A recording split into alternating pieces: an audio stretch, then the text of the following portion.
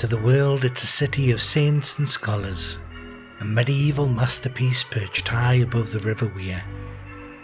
But beneath the stone arches and scholarly quiet lies a history of forgotten prisoners and tragic falls. In Durham, the mist off the river doesn't just chill the air, it hides the things that have been trapped in the stone for centuries. Tonight, we navigate the Penitent's Purgatory to face the spirit of the castle and the deep river vaults. Stay on the watch, because in Durham, the shadows have been waiting a very long time.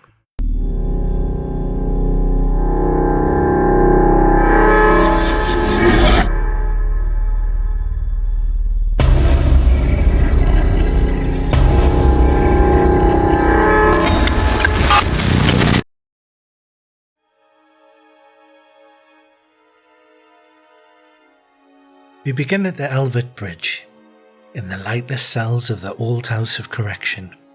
This is the haunt of Jimmy Allen, the gypsy piper, a celebrated musician and a notorious rogue. Jimmy was left to rot in a cell that sat below the river's waterline. He died there in 1810, just days before a royal pardon could reach him. Jimmy is Durham's most famous haunt. He isn't the silent shadow, he's a sonic predator. Witnesses report the sudden frantic sound of Northumbrian pipes, echoing through the stone arches. A music that sounds joyful, but feels manic and suffocating. As the music swells, the temperature plunges, and the smell of stagnant river water fills the air. He's seen as a frantic, blurred figure in tattered 18th century finery, his fingers moving with impossible speed over a set of pipes. But he isn't playing for tips, he's playing to keep the water from filling his lungs.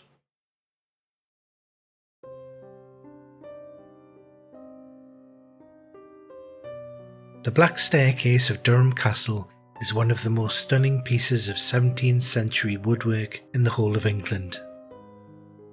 But for the students who call this college home, it's the site of a reoccurring tragedy. It's haunted by the wife of a 19th century Bishop of Durham. Legend says she suffered a catastrophic fall from the very top of the spiral. Even if you don't see her, you will hear her. At night, the sound of a heavy, rhythmic thud echoes from the upper tiers. The sound of a body hitting the wood, descending step by step. When she appears, she is a gravity haunt. Witnesses feel a sudden violent weight on their shoulders, as if something's leaning on them, trying to find its balance. She's often seen at the top of the stairs, a figure in a heavy Victorian gown, leaning precariously over the rail, until she simply vanishes into the dark.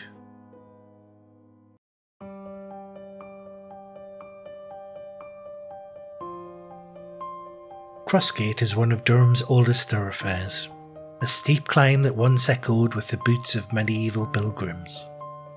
But it's also the home of a striking and tragic figure known as the Young Lady of Crossgate.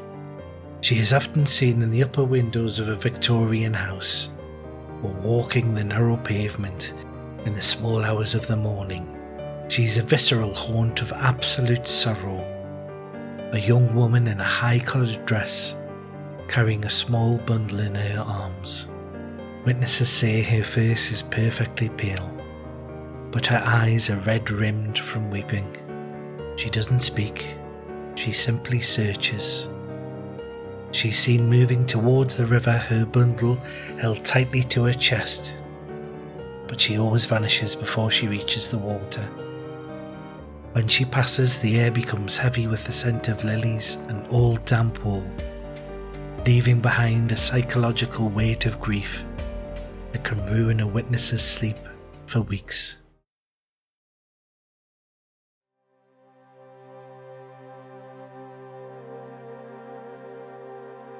On October the 17th, 1346, the fields outside of Durham ran red. The Battle of Neville's Cross was a slaughter where the English crushed the Scottish army. Today, a weathered stone cross marks the site of the carnage. But local lore suggests the ground still vibrates with echoes of the battle. There is a ritual for those who are brave enough to seek the truth. Walk 3 times around the stone cross and then put your ear to the cold ground. If the conditions are right, the silence of the modern city will fade away and is replaced by a sensory assault. You'll hear the wet metallic shink of swords entering flesh and the guttural screams of men begging for mercy in olden dialect.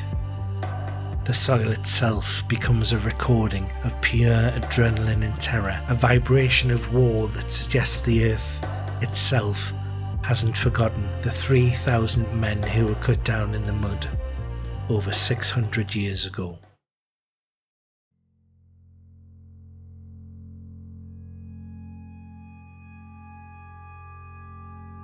We conclude at the north door of the cathedral, where the bronze sanctuary knocker hangs. In the Middle Ages, a criminal could grasp this knocker and claim 37 days of sanctuary. But for some, those days are a countdown to the inevitable. This is Durham's most uncanny feeling. It isn't a figure, but a oppressive closing in. As you approach the door, the ambient sounds of the city fade away, replaced by a heavy, pressurized silence. You feel the watches of eons past, the spirits of monks who once lived in the chambers above the door. You might see pinpricks of light in the high windows, possibly a sound, a single booming metallic thud against the wood, even though the knocker has remained stationary. It's the sound of a life being saved or a soul being captured, and for many, it's the final heavy breath of the desperate. Durham is a city of stone and secrets, where bells toll for the living and the dead alike. The next time you hear pipes under a bridge, or the clashing weapons of Neville's cross, remember, the penance never ends, and the stone never forgets. This has been the Northern Spectre. Durham remembers. And now, so do you.